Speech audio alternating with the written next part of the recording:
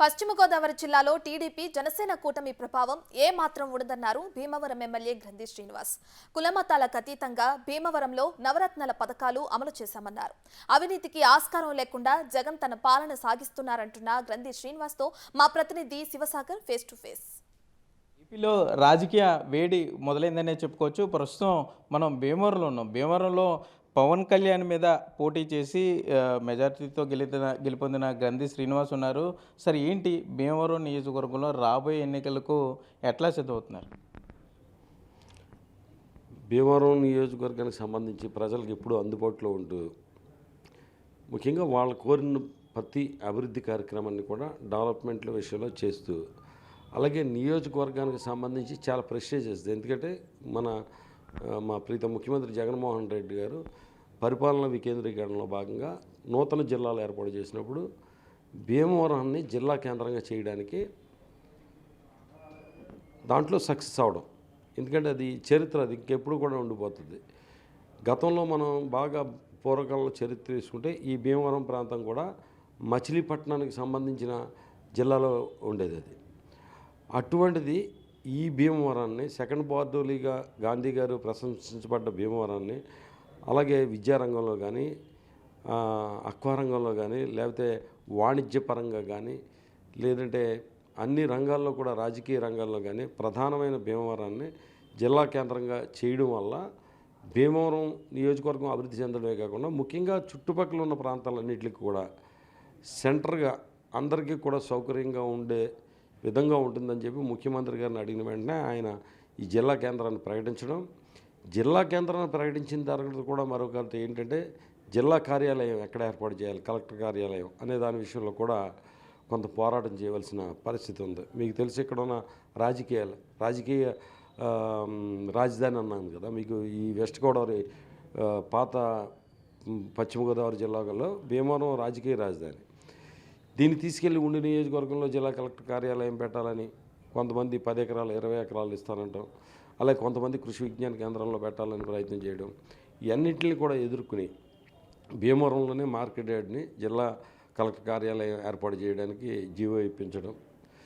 అలాగే భీమవరానికి సంబంధించి గతంలోనే 2018లో 50 పడకలకు సంబంధించి 10,15 లక్షల రూపాయలు సుమారు శాంక్షన్ అయితే నాబార్డు నుంచి ఎగ్జిస్టింగ్ ఏదైతే సిఎస్సి ఉందో దాని మీద అదనంగా 50 పడకలు కడతానికి అక్కడ పక్కన స్థలం కానీ లేదా పైన కడతానికి టౌన్ ప్లానింగ్ అనుమతులు కానీ రాని పరిస్థితిలో 10 కోట్లు బయటకు పోతున్నాయంటే కనుక దానికి సంబంధించి ఫుల్ ఫ్లెడ్జెడ్ ఏరియా హాస్పిటల్ సాధించడం కోసం అప్పుడు మంత్రిగా ఉన్న ఆళ్ళనాని గారిని అది అడిగినప్పుడు 4 ఏకర్స్ కావాలి, దానికి ఎవరన్నా డొనేట్ చేస్తారంటే దానికి 4 ఎకరాలు మా కుటుంబ సభ్యుల తరఫున డొనేట్ చేసి ఆ 10 కోట్ల 15 లక్షల రూపాయల నిధులు బయటకు పోకుండా నిలుపుకుని నిర్మాణాన్ని ప్రారంభించడమే కాకుండా శంకుస్థాపన చేసి తర్వాత మరో అదనంగా 50 పడకల కోసం ముఖ్యమంత్రి గారిని ఒప్పించి మరొక 28 కోట్ల రూపాయలు శాంక్షన్ చేయించడం. సామాన్యుడైన గ్రంథి శ్రీనివాస్, మీరంటున్న అతి సామాన్యుడైన గ్రంథి శ్రీనివాస్ రాబోయే ఎన్నికల్లో ఎన్ని కోట్లు ఖర్చు పెట్టబోతున్నారు? ఎక్కడ తెస్తారు డబ్బు? పెట్టుబడిదారుల దగ్గర లేకపోతే బంధువుల దగ్గర? డబ్బులు లేకేనండి పోటీ చేయొద్దు ఎందుకు అనుకుంటున్నాం. డబ్బులు లేకే ఎలా వస్తాయి? డబ్బులు ఎలా వస్తాయి? ఏం చేస్తున్నాను? వ్యాపారం చేస్తున్నానా లేకపోతే లంచాలు తీసుకుంటున్నావా? అవినీతికి పాల్పడుతున్నావా? ఏది చెప్పండి. నాకు వచ్చే ఆదాయం ఎలా ఉంది? ఎక్కడి నుంచి వస్తుంది?